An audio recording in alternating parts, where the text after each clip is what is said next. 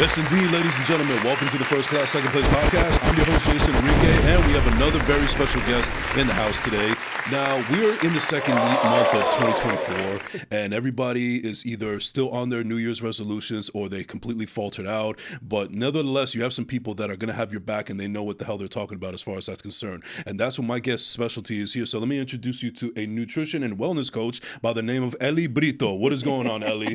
Thank you, Jason, for the introduction. You're very welcome. Honored to be here. Thank you for inviting me to your show. Oh, absolutely. You know, I've actually been thinking about this for like maybe more than a year or so, maybe 2 years, because we had I had a previous guest. She was actually my guest host at the time, and it's a mutual friend of ours, Mercedes Roland. Yes. And that was a great episode that she did. I thought she did fantastic. And I remember while we were doing that episode, she mentioned you. Yes. And I was like, oh yeah, I know exactly who she is. Now, I never met you in person at the time, but I knew all about where you were on social media and everything that you were doing. And it's all really cool and awesome. But we're going to get into all that in a little bit. So, but before we continue, I want to remind everybody that we are live in Bravery Studios in Garfield, New Jersey. Shout out to Steve Behind the Glass. And also shout out to Hugo from the Hugo Boy podcast and the co-host of Yo BTV Sports. Go check that out every Saturdays from 12 to 2 p.m. on Bravely TV. Follow it now, like and subscribe on YouTube. So yeah, let's get into it. So Eli Brito, let me ask you, where does the story of Eli Brito begin? Like, where were you born and raised? So I was born in Patterson, New Jersey. Okay, P-Town. And raised in Patterson as well. Okay. Parents That's are, a twofer right there yeah. in business. My parents are both Dominican, born and raised in Dominican Republic. My mom came to the States when she was the age of, I believe she was 16, like early, her teens. Right. And ever since we've been here, I have transitioned going back and forth to the Dominican Republic because my dad did live in the Dominican Republic. So, and my mom was with him at the time. So we would travel back and forth. So I was raised in Patterson, but I also was kind of raised in the Dominican Republic. I mean, some could make the argument that like Patterson could be determined as little Dominican Republic. I mean, because like, listen, I'm half Colombian, and I've never been to Colombia, unfortunately, at least not yet. But I can go to Corona, Queens, and it feels like I'm in Barranquilla right there. You know. For sure, Patterson does definitely give you that feel that you are in the Dominican Republic, especially when you go around Park Ave, Market Street. Yeah. Now I'm not a Pattersonian myself. Steve is. So he probably is a little bit more versed than I am, but no. But the interesting thing is that I've had several guests that have been from Patterson, New Jersey, that have been on the show before, and everybody seems to have a little bit of a different story or a different perspective on how it was growing up there. Some of them are a little bit trepidatious, but what about you personally? Like, what was your experience like there growing up? So my experience, I was one of those that wanted to be where everyone else was. So we lived in the... It's like an episode of Cheers. Sometimes you want to go. So we lived on the west side of Patterson, which at that time, I'm not sure how it is now. At that time, it used to be kind of like the better section of Patterson. So that's where we were raised. I went to Catholic school. My mom was very strict with me. I was not allowed to kind of go anywhere. So when I used to be able to go to my cousin's house, which they used to live on oh my God, hold on, Summer Street. Okay. Summer Street was it. Like, I looked forward to going to Summer Street, especially in the summer. Like, that's where you felt like you were Dominican. Now, what about in, I think you guys have it either in August or September, the Dominican parades in downtown Patterson? Yeah, that's actually late. That's in early September. Okay. I used to look forward to going to that every single year. That was like the mark of like the end of the summer when we were young. I mean, I think for the most part still is. I haven't gone to one in over. I haven't gone to one either, Yeah. but I used to love going there because of the food and the ambiance and the women. Oh my gosh. You know what? Yeah, continue. We do have very, very good looking women. So. Absolutely. And no, but so it seems like you had a very good upbringing despite the environment that you were living in, and you made the best out of it. And you also, like you said, that your mother was a very strict woman. So I would also assume that based on old school Hispanic cultures, that it was also a very religious household. No. Oh, really? Okay. It wasn't. And when I'm saying strict, it was not as strict that in a way that she was like, she was a single she was a single mom. Okay. So she was a single mom, and she was very hardworking. My mom used to work like most of the day and sometimes at night as well. So she tried to keep us intact, keep us going the right. She did the most that she could at the time. So religious, we would go to church. I was raised up Catholic. We would go to church on Easter, First Communion, Yeah, baptism. just the important ones. Yeah, and the times that they would ask us to go to church, she would have to go to church because I was going to Catholic school at the moment, and I didn't stay there for long. I was probably there for like 2 to 3 years, and I was kind of like in the Dominican Republic. We lived in Elmwood Park at one point, so it was kind of like I was jumping around from places to places. Yeah, well, that's actually a little shocking to me because I know now that you're pretty. I don't know how you are based on religion is concerned, and I don't want to spend too much time on the topic. But I know that your faith is very important to you. It is. It's the main priority in my life right now. Without my faith, I honestly don't know where I would be, where I would be headed towards. So that's very important in my life. Now, what kind of faith is it? Because it could be totally it could be taken a whole bunch of different ways. Like there's a lot of people now that they're into the whole spirituality thing. So for me, it's just having the relationship with God. Okay. I do have a home church, which does help me learn more. I go there for worship, for the community, and to learn more. But my goal is to have that one-on-one relationship because everybody's walk is different. Yeah. Well, I personally grew up Catholic myself, and I'm not anymore. I really don't follow any kind of organized religion, but basically it's not that I'm against it or so on and so forth. It's just that whatever people say that they felt, by the touch of God, or they felt Jesus, or they felt something, and I just never was able to comprehend it. Like I've never stepped in foot of church and I felt like I was actually by the grace of God, or I never felt like Jesus Christ actually put me in a great position to succeed or anything like that. Like maybe they did. I don't know. I'm a little naive when it comes to that kind of stuff. But the point that I'm getting at is that I just never felt it. I've actually been to a church one time where they're actually praising, Jesus Christ, the Lord and Savior, and so on and so forth, and they have their hands high up and so on and so forth, and you could see that they're really feeling it. It's something that's in them, and it's not fake. But for me, it hasn't happened, and I don't know if it's me being closed-minded or I just haven't been through whatever they've been through. I can't grasp it. It could be that you are closed-minded, but it also could be that you haven't been in that environment that you can feel that. I, for instance, when I said I wanted to just build a closer relationship with God, I was visiting different churches just to see where I fit in. And when I went to a couple of them, I didn't feel that feeling that they would say that you would feel. When I did go to my the church that I'm currently part of, there I felt, and it was weird because when I used to go to Catholic church, it was kind of like, I was very it was like very, you get up, you kneel down, you pray. So it was like very mundane, the same things over and over.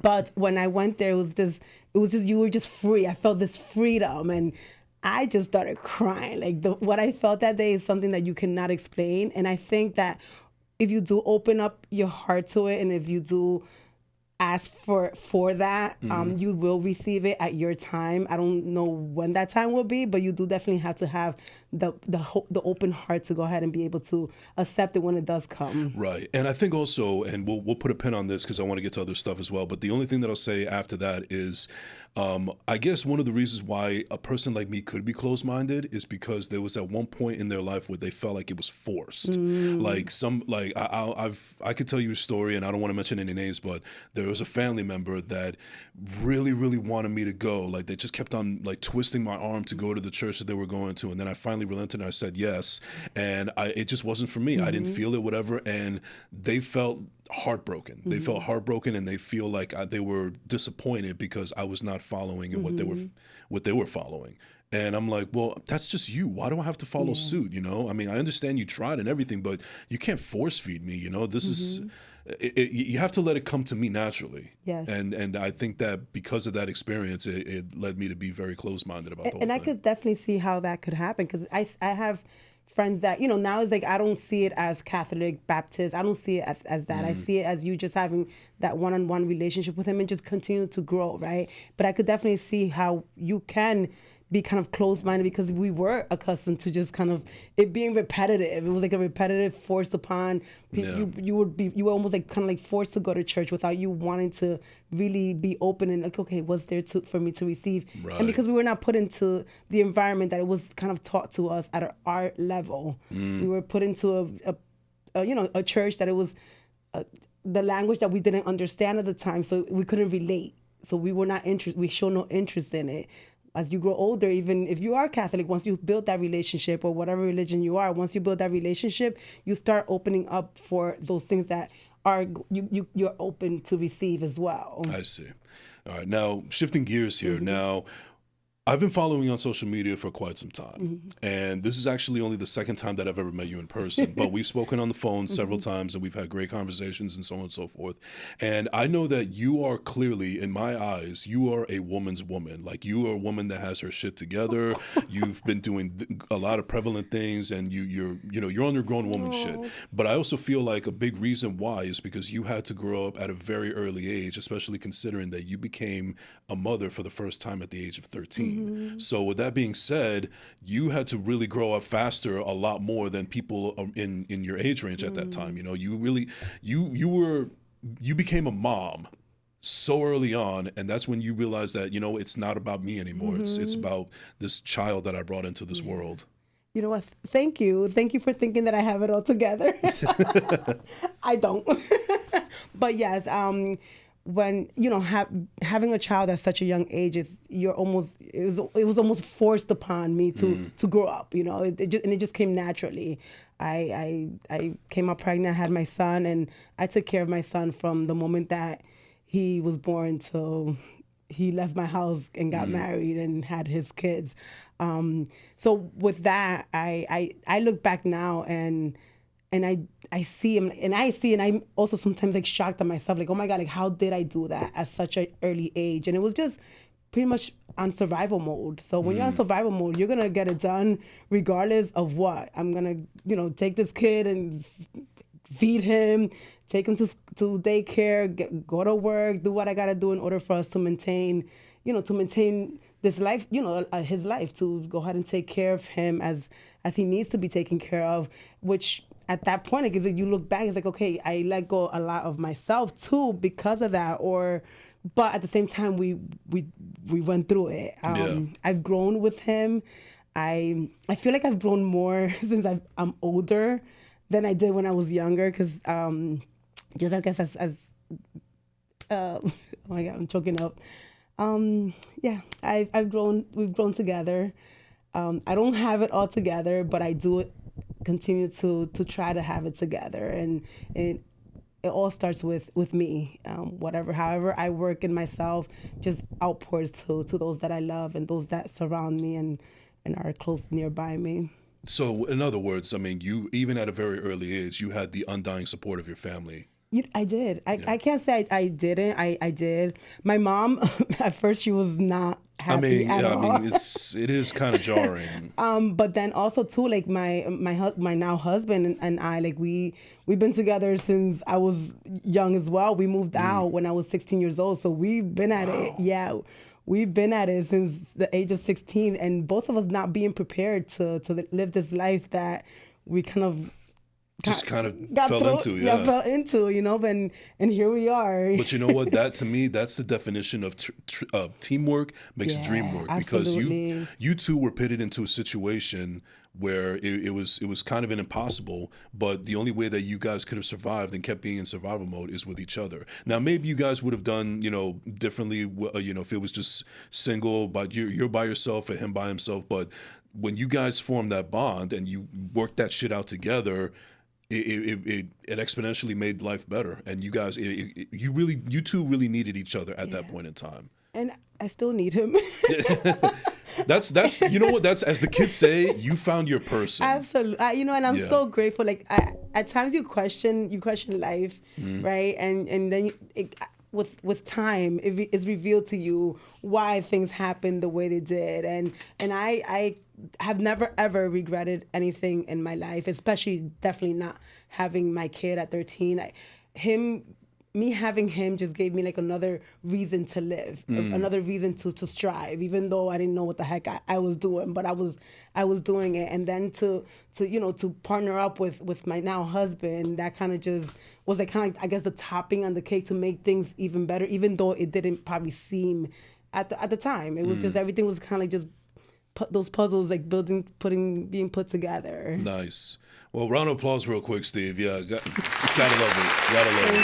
Thank you. Yeah. So, but how many children do you have now? So we have 3 and a bonus child. And a bonus child. Yeah, Okay. so my husband does have another son. I see. Which he's my son as well. So Okay.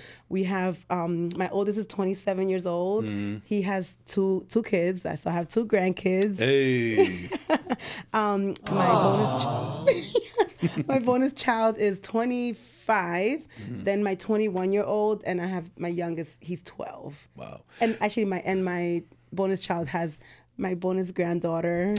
She is gonna be 4 years old. That's awesome. That's awesome. Now, growing up, did you ever get that sense, because you became a mom at a very young age, that they would see you and your son and they would think you were actually siblings because of how young you looked? Yeah, absolutely. We still get that. Yeah, I get that with my mom, because my mom, she had me when she was 19, almost 20. Like she had me a week before her 20th birthday. A week, okay. So she still looks relatively young and so on and so forth. So, but when I was younger, like, people would either get the impression that either she was my sister or my girlfriend. No, yeah, for sure. Oh my God, please. Yeah. And then she would also bust my chops about it, and like, oh, come on, stop. You kill him. You cock blocking me here.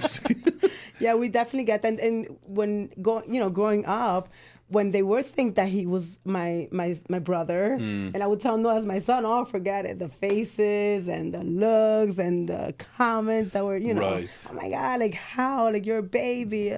But you know what, though? I feel like with everything that you've gone through, and with the judgments and the comments and the faces that you had to endure at a young age, I feel like that's why I feel like you're a person that has their shit together, because again, you had to learn a lot of stuff at a very early age. You had to grow thick skin at a very early age, and you were also very fortunate to have a partner that is still in your life, that is your soulmate right there, and that's why I feel like you have been able to thrive and put yourselves in the positions that you guys are in right now. Thank you. So another round of applause real quick for that, you. Steve. Really appreciate it. Thank you. I mean, thank you for that. Definitely, I received that. It wasn't hard. I mean, it was very hard. It wasn't easy. Right.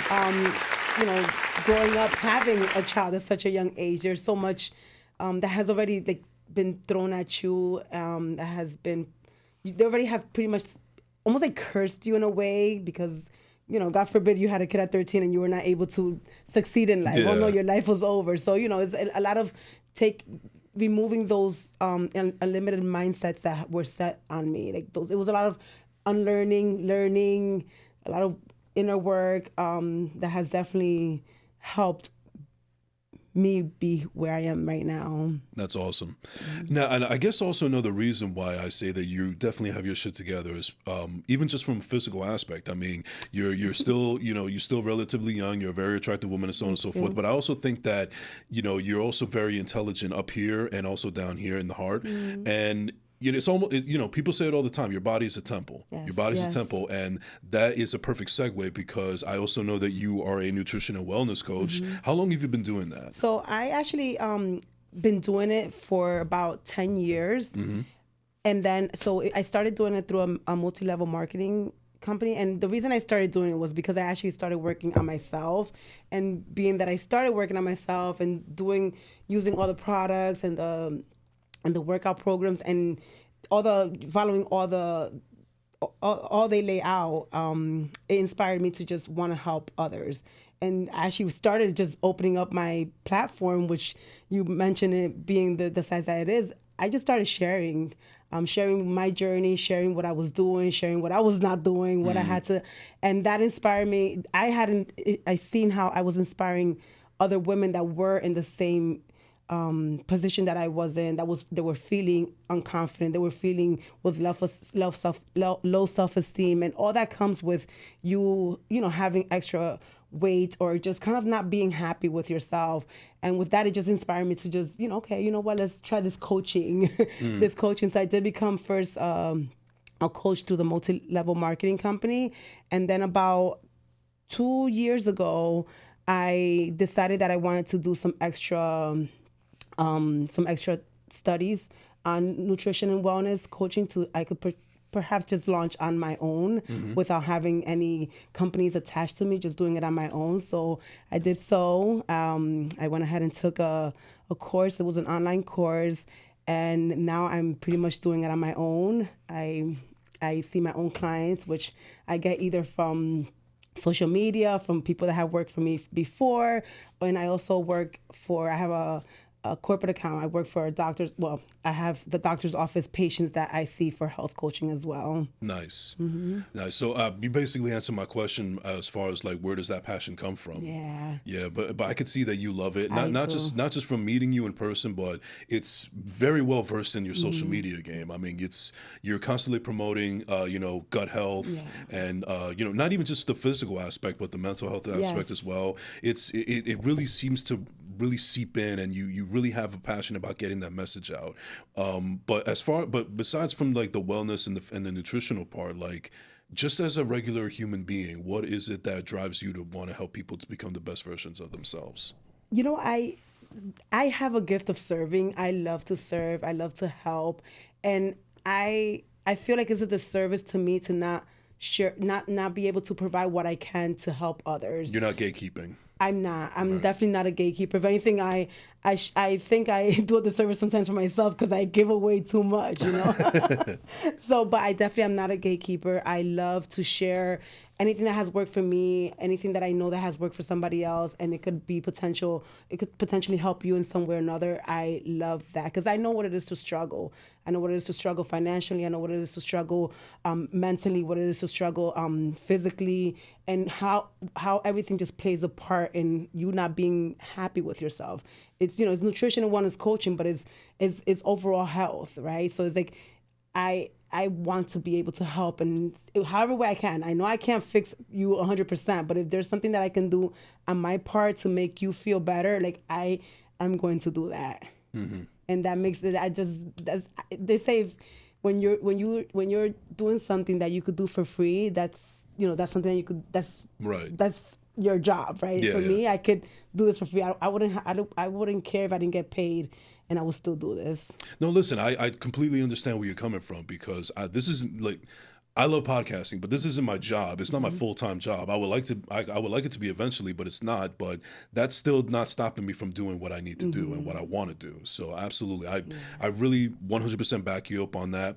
Now, but the thing is also what's interesting is you have a lot of this positivity about you, like you radiate and so on and so forth. But as I mentioned before, you're also human. So what about those moments when you have to kind of take yourself out of the equation because maybe it's just not the right time, or you're just not mentally there? Like, what do you do to center yourself? I go on to my room. We're getting a play by play.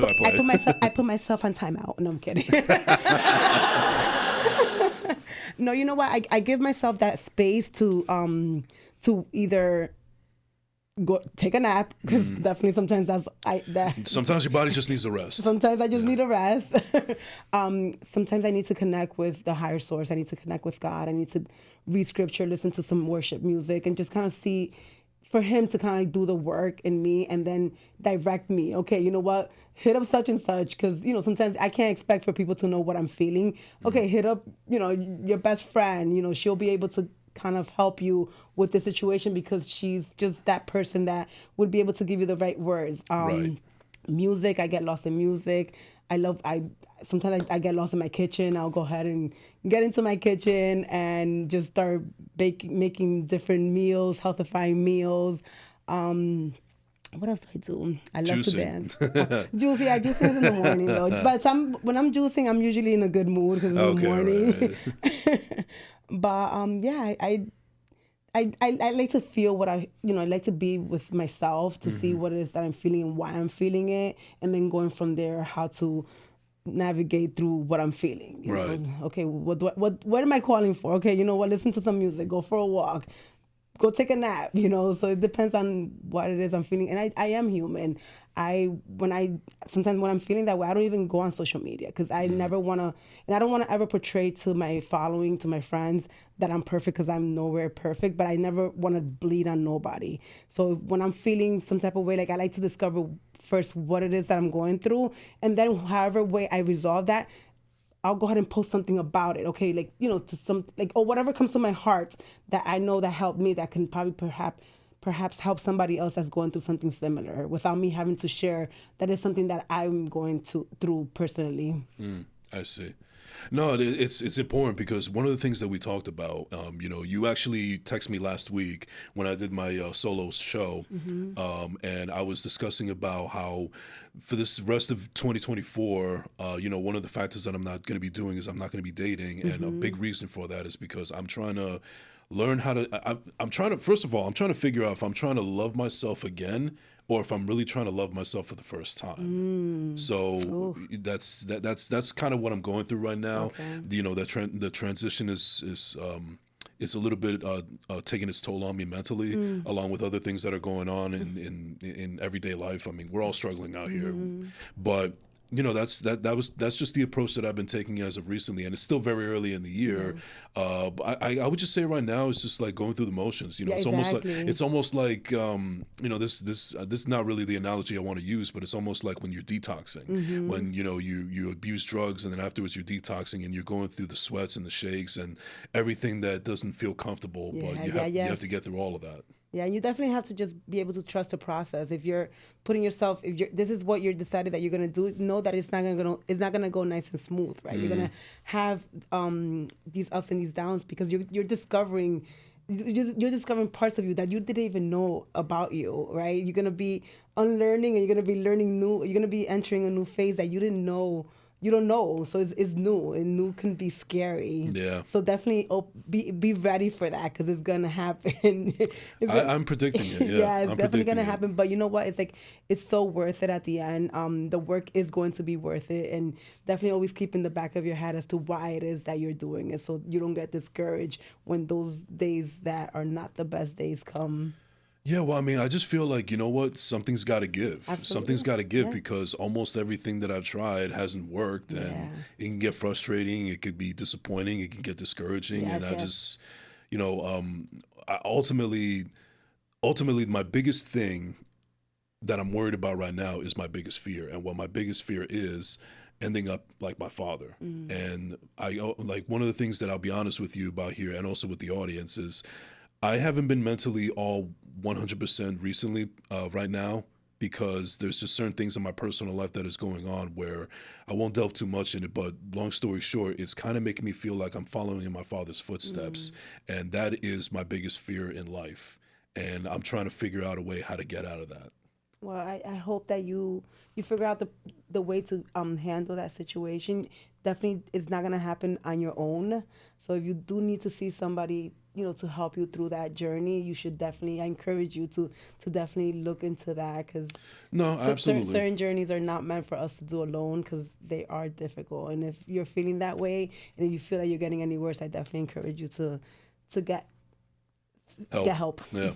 No, I 100% agree with you. It's and it's also just keeping the right people around you. Yes, that's very, very, very important. And that's something that I'm kind of working on right now too, because unfortunately there are some people that I've had to cut out of my life because I just realized their true colors, and I'm also kind of upset at the fact that there's people in my circle that don't realize their true colors, and hopefully that they will soon enough. And then you know what? That's not your job for them to do. It's not, It's but not your job, and it's like, the fact that you are aware of those people that you need to have around, that you don't need. That's what matters. As long as you continue surrounding yourself with those that do fill your cup, fill you up, right? That's a Seriously. phrase that gets tossed around a lot Yeah, here. no, you know what? And the thing is, like, you need that. You need that just because you are that person that fills anyone that you encounter with. So it's like, you know what? You need that as well. So you Right. gotta make sure that what you're giving, you're also getting it, whether it's from that particular person or somebody else in your surrounding. Right. And this is something that we talked about when we were texting last week, where you were saying that one of the things that you appreciated about the last episode where I did solo was I was not going to stop the mental health aspect of the Yeah. show, because there has been some people out there that they choose not to consume it because they feel like that's what it's all about and they're tired of it. And But you then know that's not what? your audience. That's no, and it's not my responsibility to Exactly. cater to you. I That's mean, it. But that's because there are those people out there that are consuming it and that it's helping them and it's helping them heal from something that they could yep. perhaps be going through at the moment. Or they could also be in denial. Also, and they could, and you're an eye opener to them. Like, oh, wait a minute, right? Possibly. Absolutely. I don't know for sure, No, but I listen, would this certainly hope so. it could go so many ways, but it's like at the end of the day, you're not for everyone, and it's okay because the ones that you are for, they're gonna be receiving what you have for them. The people that you bring in here, the conversations that are being held over here, they'll be receptive towards it because it's meant for them. Right. Now, one of the things that I talked about on the show recently is to work on my mental and so on and so forth. I've recently become medicated. Now, you being a person that's pretty holistic and doing everything organic and finding faith and so on and so forth, what is your take on me, a person like myself, being medicated as opposed to probably finding a different outlet in order to better themselves? Listen, I'm for it.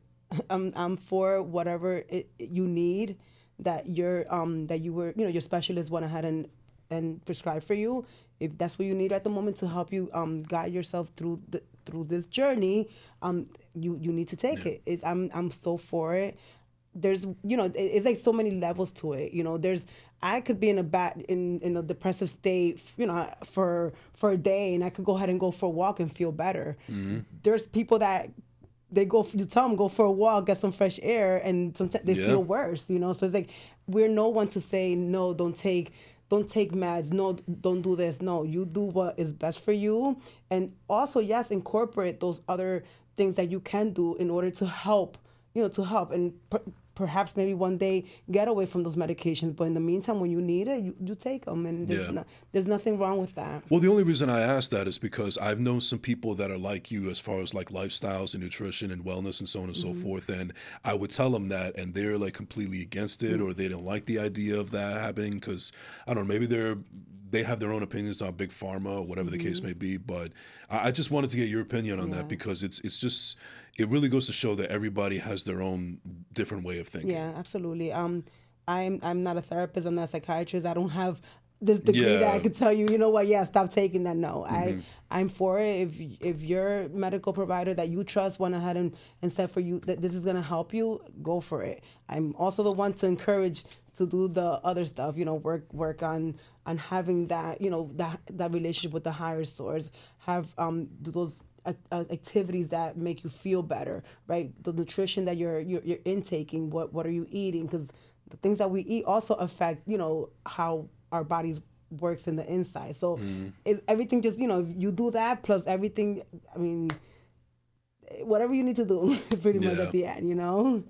With everything that you have on your social media, which by the way people can find on Eli Brito on Instagram and all social media platforms, what would you say is your overall message? Because there's moments where like it's pretty holistic and wellness and all that kind of stuff, but then you also like to get deep, close, and personal about yourself and what you're going through. So I guess just as a whole, what is the overall message that you're trying to portray on your platform? I would go if I had to like pick some words, maybe like hope, encourage, fun, growth. Those would be kind of the words that I would choose of what like I kind of like stand for. I I I aspire to give people hope that they're also able to accomplish things. I had, you could say everything against me to be, and I'm not saying that I'm this grand old person, but you know what? Like I personally have never imagined to be where I am now. If somebody would have told me that when I was younger, that I was gonna live the lifestyle that I live now, I would have never believed that. That I would be inspiring, that I'll be helping people live a healthier life. I would have never believed that. So just giving people hope that they can, get better, they can grow, they can evolve from where they are at the present moment. That it's not the worst part of their life. That's not the end of their life. So giving people that hope that they can change their lifestyle. You can change the way that you eat. You can change your activity levels. You could change financially. Encourage people. Like, I love encouraging people to do these things. Like I'm like a cheerleader. Like, I love supporting people to go ahead and go towards what it is that they want to go towards. So I that's just something that I stand for. Fun, like, we need to have fun. We live in America. That everything in America is just kind of you do the same thing over and over. It's and very repetitive. It's very repetitive, and nothing repetitive is good. You need that balance. You need to get off those repetitive cycles so that way you can appreciate what you really do. You do have. So definitely add some fun. Whether I love joking around. As maybe you don't see it as much on my social media platform, but I'm a jokester. Those that don't know me, that know that I'm just You're just a clown. I am a clown. I am a clown. I am a clown. But yeah, that's pretty much what I hope the message is getting across. Just hope, encouragement, growth, evolving, and and knowing that it's not easy, but it's doable. Right. Now, I'll be honest with you. You are certainly not the first person on my show that has basically put it in contextualized in the way that you said it, but there are those cynics out there. We gotta have checks and balances. We can't have black without white, and so on and so forth. So everything is all about balance. So of course, for every person that you're giving hope, there's also going to be another person that's being a cynic. Have you personally experienced any of those? And if so, what have you done to just eradicate it? You know what? There was just one incident, and that I could recall. Like, I honestly, if it did happen, I either didn't make it a big deal and it didn't faze me. But there was one incident that I did post something about before. I used to actually post a lot about being a teenage mom, just because that was where social media was at that point. Like, I was not so much focused on. We've gone through phases of social media. Exactly. So there was one time that I did post about it, and somebody commented and said, "Oh, is that something for you to be proud of, having a child at 13?" And I had to like think about that and process the feelings that I was feeling. And then it's like, who the heck is this person? Yeah. Right? Like, it's like you don't even know anything about me in order for you to even make such comments on a post that it was actually acknowledging like my son and how much my son has meant for me, having him at such an early age. So that's like kind of the only time I could recall that. I could recall something of that nature. Other than that, if it did happen, it really didn't faze me, and I really don't care. Yeah, but see, I bring that up because the fact of the matter is there are those people Absolutely. that are out for there. sure. Yeah. Oh, for sure. I know I'm part of some group chat somewhere. Like, here she goes, the perfect life. I've had these conversations, and honestly, I don't care. My job is not to portray anything. My job is not to convince anyone. My job is just to show up as who I am. Yeah. And with me showing up as who I am, just be able to inspire and give those hope to just live a better life, Right. But to certain people, it seemed like that's easier said than done. Yeah. So, I mean, like, what do you say to those people that actually find it harder to actually get it done as opposed to just saying it? What was the reason behind you doing what you're doing, right? Is it to please people, or is it because you really intentionally want to give this message out? So really look behind the reason as to why you're doing something. And it's like, okay, is what you're doing, like, you have to be very strong about what you're doing, that no matter who comes at you saying the opposite or saying that they don't like it or whatever the case is, you still hold tight to that. So it's just like just being true to yourself, true to what you're posting, true to what you're delivering, that no matter who comes at you, like, you don't really, it doesn't faze you at all. Right. So pretty much like looking back as to what the reason behind you doing what you're doing. Right. And that takes a very strong-minded person to think that way, because I could imagine that there's somebody out there that, they, I don't know, post workout videos on their social media, but then afterwards they get discouraged because the amount of likes are not the way that they wanted to, and then afterwards it ruins their day. So, unfortunately there are those people out there that they feel like they need something as minuscule as social media to validate them, where, you can have people that only post a reel and they only gets like 5 likes, and then they have a bad day for the rest of the day. Exactly. No, and then that goes exactly to show, like, what's the reason behind you doing it? Are you looking for validation? Because if you're looking for validation and you're depending on people to give it to you, you're gonna get upset a lot of times, because there's times that I've posted things that I only get like 20 likes, 10 likes. Right. There's times that I post things that I get more likes. If you're worrying about those likes and those comments to really affect how you feel, then you know what, that's gonna be that you're gonna have those up and downs. You're gonna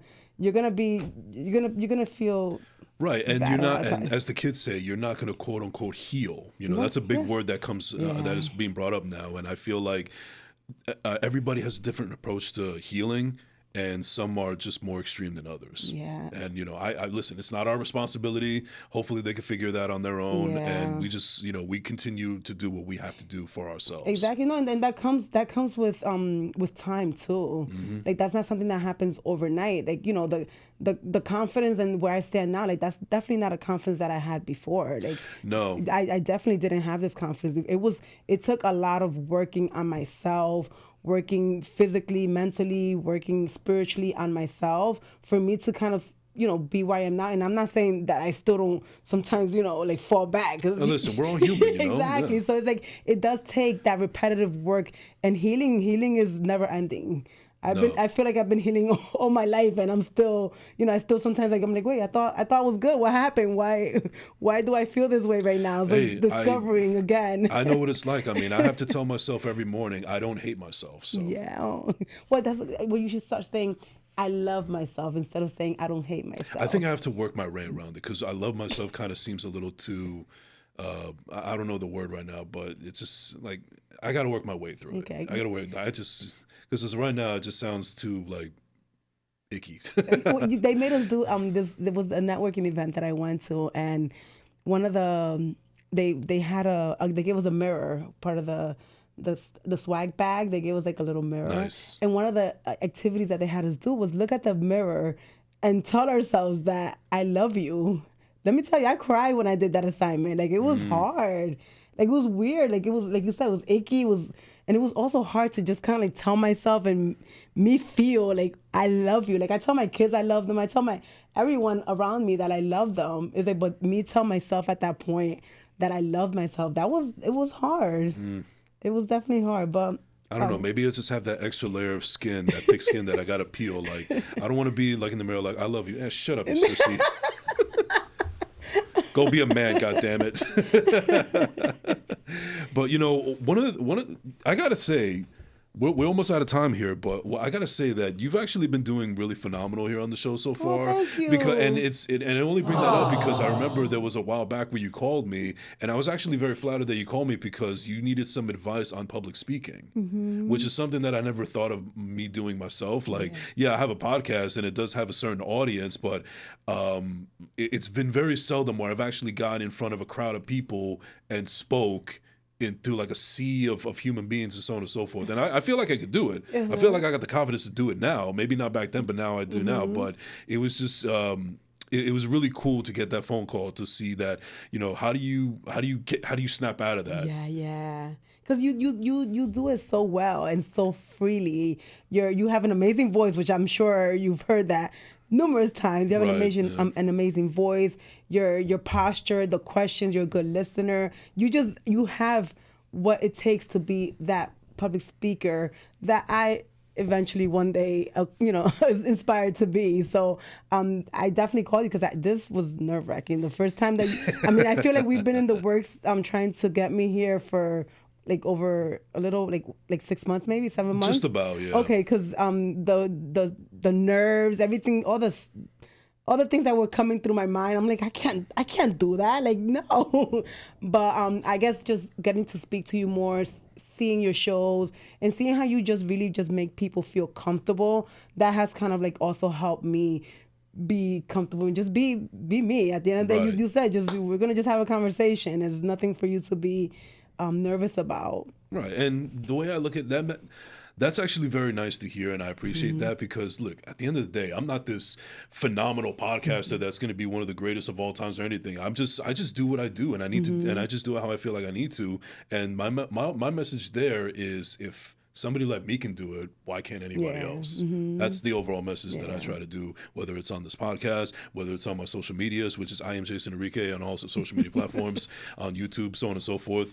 But yeah, that's basically that's where I'm at right now. I'm basically trying to show people and tell people that, hey, if a simple guy like me can do it, anybody can do it. So don't even try to fill your head with that bullshit. No, I know that's something that I battle with. Is is that the Right.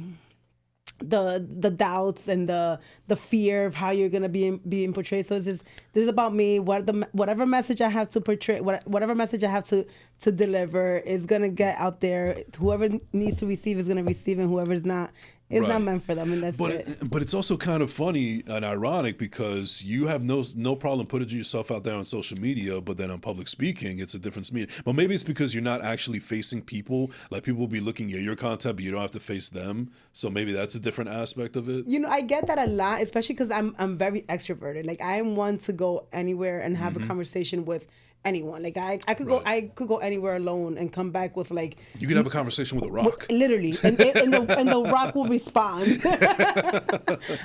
So I guess it's just because the insecurities, like let's say with my being bilingual, like I think in English and Spanish, and sometimes the words, whatever word comes out first is the first word that I say. So I know you hear that a lot in my social media. Like I freely just say whatever first comes to my mind.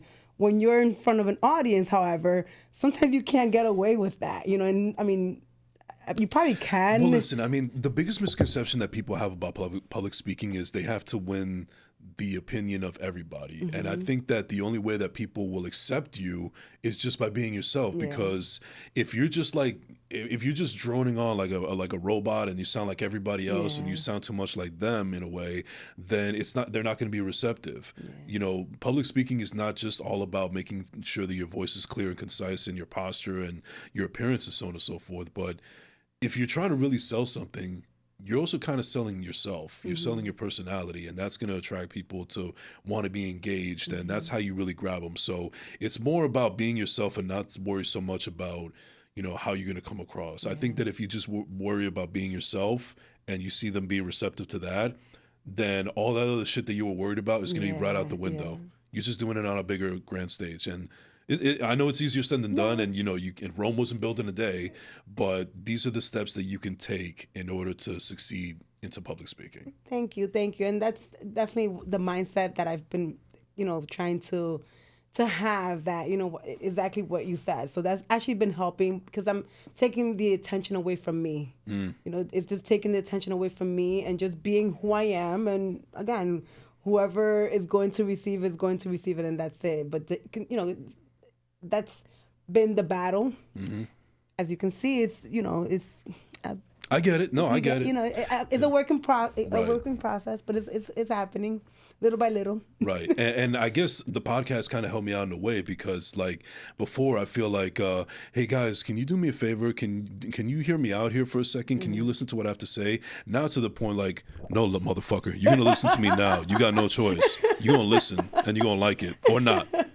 So what my coach actually told me that because she knows that that's been something that I've been working on. She says you have to put yourself out there more. You have to be open to let people know that you're open for speaking engagements, right? You have to do lives on social media. You have to be more. You have to speak more on social media. So these are the ways that you're going to get better at it. The more you do it, the more you're gonna get better. Sit down with somebody that wants to do a podcast with you and go for it. Like, what do you have to lose?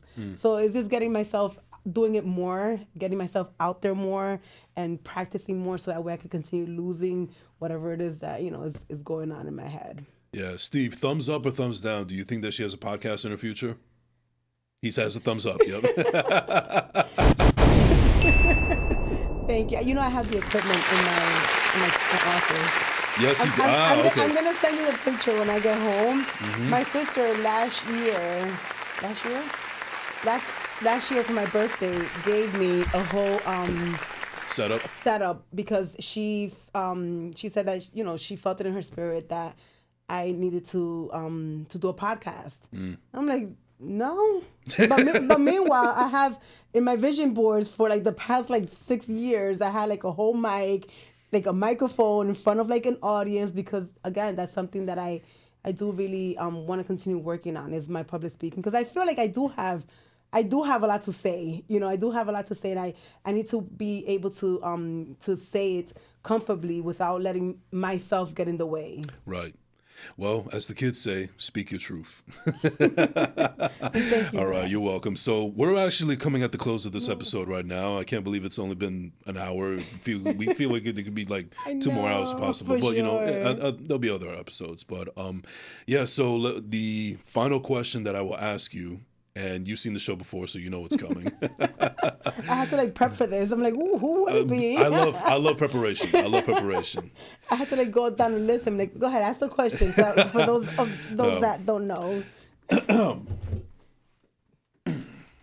Eli Brito from Paterson, New Jersey. Once they make a movie on your life, who would be the ideal actress to play you in the film? So the only reason I actually when I looked for somebody was because I know you were going to ask this question.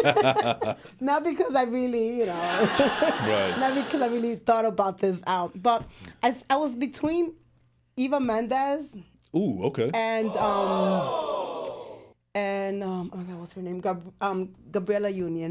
Gabrielle Union. Okay, all right. Okay. I don't think either one has ever been mentioned on the show before. Okay, so yeah. Okay. So you go with say it's a toss up. It's a toss up. You can choose either one. All right. So we'd like to talk about manifestation here. So put that out in the universe. Let one of these ladies play you in a movie one day. Hopefully directed by me, but we'll see. All right. Well, ladies and gentlemen, that's gonna do it for this episode of First Class Second Place. Thank you so much to my guest Eli Brito for coming through. Is there anybody you want to give a shout out to before we close out? First of all, I want to give a shout out to you. Thank you for having me on your show. May your show continue to grow, and you continue to bless those that watch your show on a daily basis. I also want to give a shout out to one of my good friends that actually just pre-launched her book. It's out for purchase May 14th. If you don't follow her, it's a lifestyle, and her book is called Mama Enough with the Secrets. Ooh. I'm excited for her. We do have some projects coming up, and would love to see everyone be a part of it. But in the meantime, follow her, and also follow me, Eli Brito, for more contact and more information. Well, nicely said. And so thank you again for coming through. We'll definitely do this again. And if you ever need any help as far as launching your own thing, let me know. Thank you. I appreciate you. No problem. So and ladies and gentlemen, you can find me at Jason Enrique. No, I got to do it all over again. God damn it. I do this all the time because I got hacked, so I got to do it all over again. So rewind. So you could follow me at I am Jason Enrique on all social media platforms, just Instagram, Twitter, Twix, Threads, YouTube, anything. Just I am Jason Enrique. Just follow me all on social media platforms. And yeah, thank you so much for my guest. Thank you so much to Steve for producing the show. Thank you everybody for tuning in on First Class Second Place. This has been the First Class Second Place podcast. We out.